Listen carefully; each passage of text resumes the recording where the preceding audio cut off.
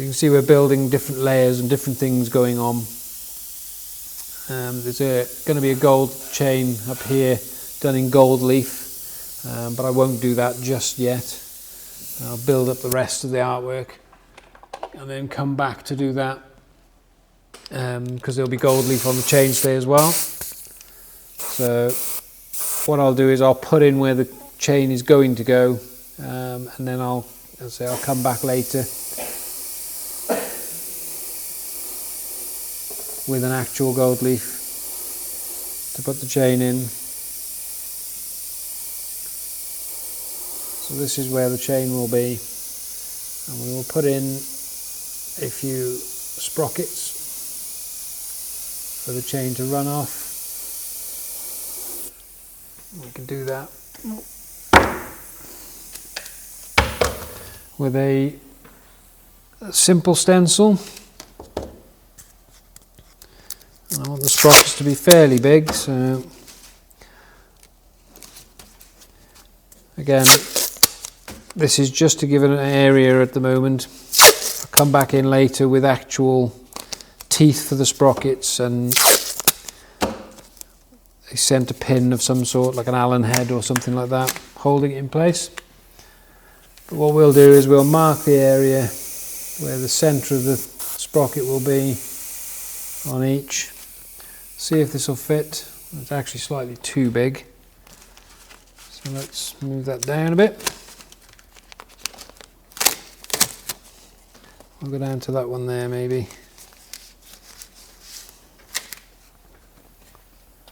There we go. Again, we're only intimating it at this stage. We don't need it to be absolutely exact. Makes building the rest of the artwork around it easier. So we'll have the chain come down here, go underneath this sprocket and over this sprocket, which should then give us a chain run. And if we put the centre dot in here and the centre dot in there, and then we'll mask off a smaller one. And then by having put those dots in, when I line this back up now, I know where I want the centre to be.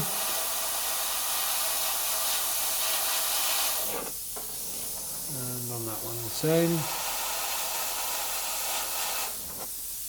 So that then gives us our two sprockets.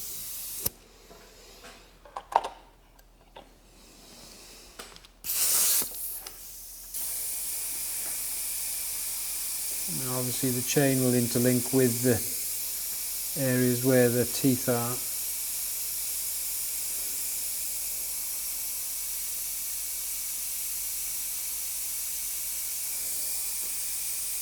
Let's put a highlight in there. It tells me where I want it to be.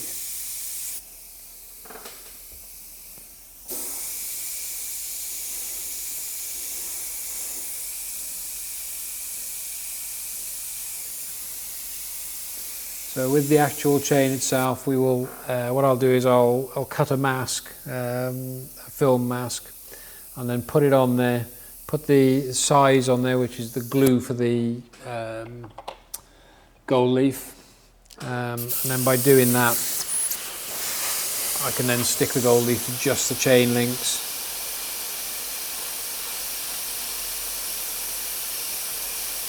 Them a different colour for now.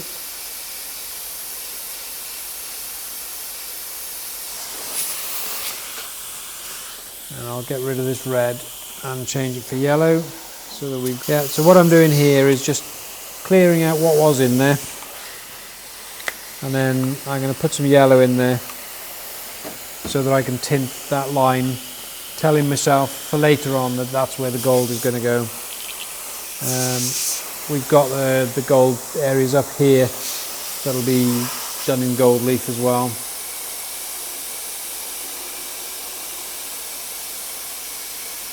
It's a slightly orangey yellow.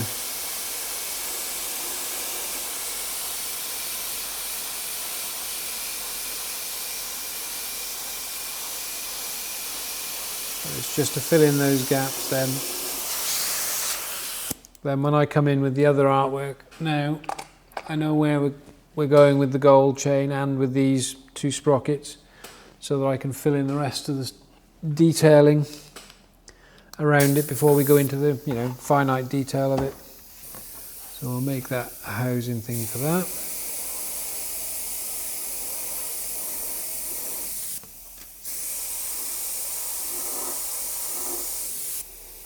And then we can use these shields to protect around things.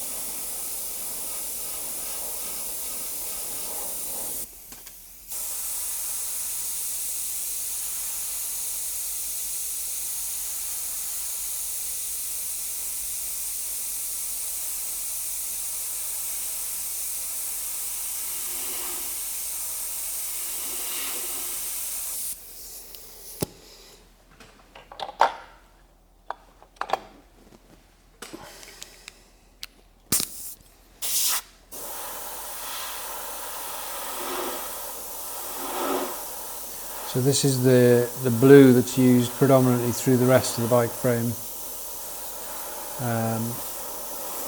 Again, just introducing bits of it here and there just to keep tying it in together. And then what we'll want is something that goes behind the gold leaf chain, which we can then make something out of nothing with. So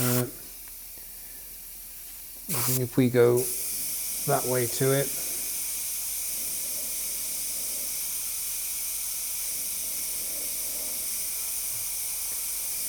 again, it doesn't have to be anything in particular, it's literally an infill graphic.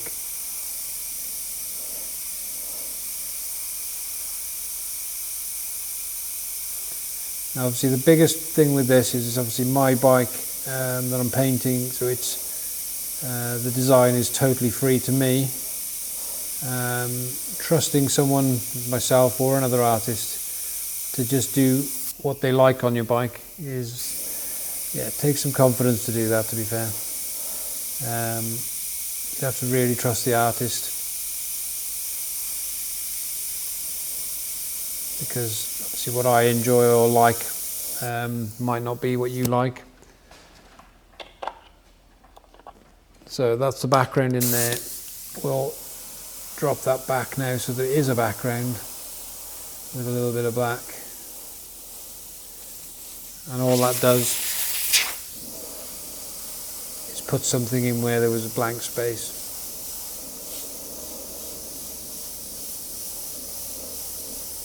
And we can make that a bit more interesting just by going back and forth a little bit with the white.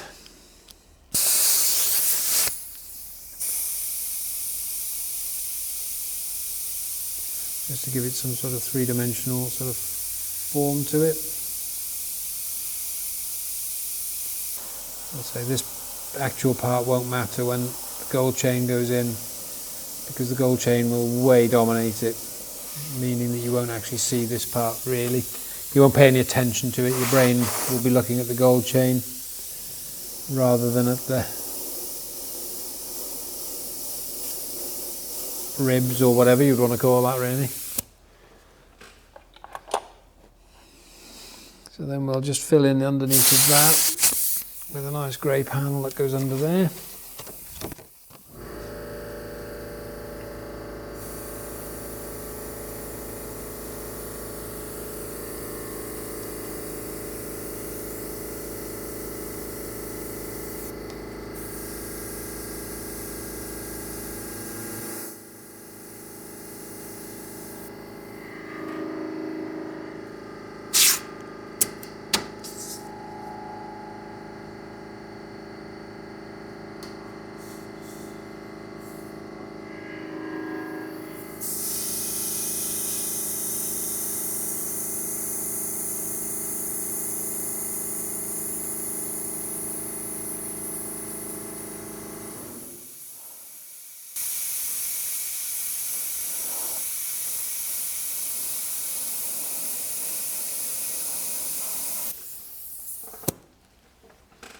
Now a lot of this will also come to life when we do the lacquer on it, because there's metallic in the blues. Some of the other colours have got pearls or metallics in, which you won't be able to see until the lacquer goes on.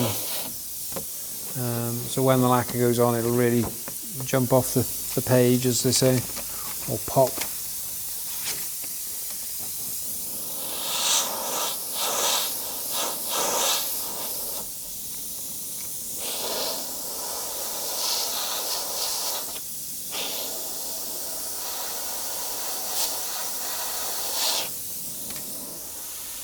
On that sharp point there.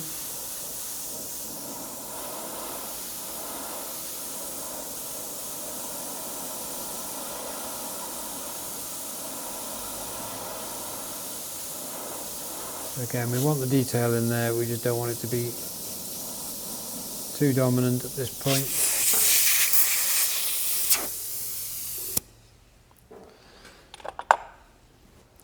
Alright, just going to step back for a moment and look at it and see what I think from a distance. It's just a case of considering all of the artwork combined together now. I'm just tying everything together. So we've got a lot of veins up in this back area here. We could probably bring them integral in here and then up the front there, so that they all tie the bike together. Yes, that's our first logo there, the mule logo. But there'll be areas on the bike that lend themselves to having logos on.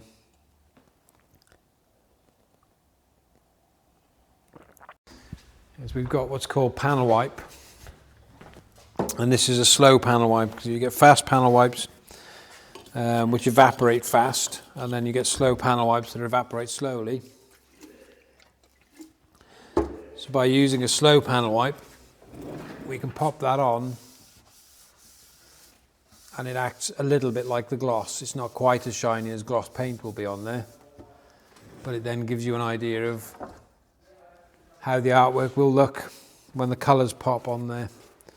So you can do that all the way around.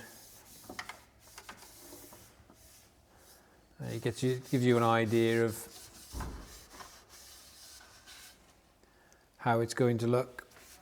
It also gives you an idea if there's anywhere that looks a bit boring or a bit flat. Yeah.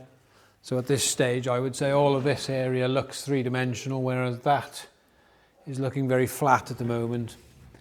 It needs more to bring it up to life. It probably needs some stronger stuff in there, basically. Right, so what you saw earlier, obviously the bike's been taken apart, all bearings and ancillaries removed, and then we've taken it into the dirt box or the dirt room and started taking the paint off. Now with these carbon bikes, they're not quite the same as the metal bikes. You've got to be very, very careful with them, because if you go too fast or too hard, you can break the carbon or destroy the carbon during the process of sanding it down. So it takes a lot of precision and careful work to get the paint off in a proper manner. And there's several dozen hours of work to do that. You'll see in the footage that we've done each part individually and worked with the frame through the layers. So we start off with 120 grit sandpaper, which takes the bulk of the lacquer off and a lot of the red off that you'll see in the video, that there's the red disappearing first. And then I believe, if I remember rightly, there was a white primer on this one. The primers are normally white, grey or black. And when you get through to the primer, that's where you start slowing things down. So we then improve or heighten the grit of the paper. So the larger the number on the grit paper, the less it cuts into the paint. So we go from the 120 up to a 400, and then I've finished with a 600 to get it through to the carbon fibre and most of the primer off. Now it's not vital to get every little tiny bit of primer off. You just want to get the bulk of it off and give us good surface for the paint to stick to when you move on to the next stage. So if you've got a good surface, you can then pull the masking off and do the work that you're meant to be doing without worry of peeling the paint back or ripping the paint off the surface of the item. So then once that's done, the frame has to be thoroughly cleaned from both inside and out. Otherwise you end up with dust particles when you're in this stage that we're in now. And the dust particles will sit on the surface of the bike, and then you'll find that at some point you'll wipe the bike or brush the bike with something, and it'll remove the surface of the paint because it hasn't actually stuck to the bike, it's stuck to the dirt that was on the bike. So it's very, very careful, cleaning over and over again for a few times just to get it absolutely immaculate. And then you can then move on to the next step. So we've sanded it all down, we've taken all the paint off, taken most of the primer off. So the next step is then to stick a new primer on there. Now again, there's several different primers that you can use, from epoxies to water-based. We use Createx Sealer Primer, which is a water-based primer that can go on an awful lot of things really. You can use it on aluminium, steel, carbon fibre, plastics. We use it on a lot of the engine covers that we do. Obviously you've seen those in past videos. So the engine cover will be primed with a water-based sealer first, which is also a good heat-resistant primer as well. And then once the primer's gone on, so we've primed the entire of the bike, you'll then see in the videos that we then go with the masking. So we mask off all the areas that we want to stay in the black primer, and then we leave open all the areas that we want the blue to go on. So on the opposite side to where I'm working now is all the blue base, which is a pearlescent Suzuki blue base. It's pearlescent and metallic, so it's got two in there. So with that, we paint that on, remove that masking, and then I'm masking as I go now. So I'm just filling in where I need to mask off as I'm working at the moment, so that we can paint an airbrush without getting any paint on the blue side on the work that we've done before. So the blue goes on, and then because we're going to be doing a lot of work and a lot of handling of the bike, there's a risk that you can soil that blue with your hands and fingerprints and stuff. So what we've done then is we've stuck an Intercoat Clear on, which is like a lacquer, but without being quite as good as a lacquer, I suppose. And that protects the blue.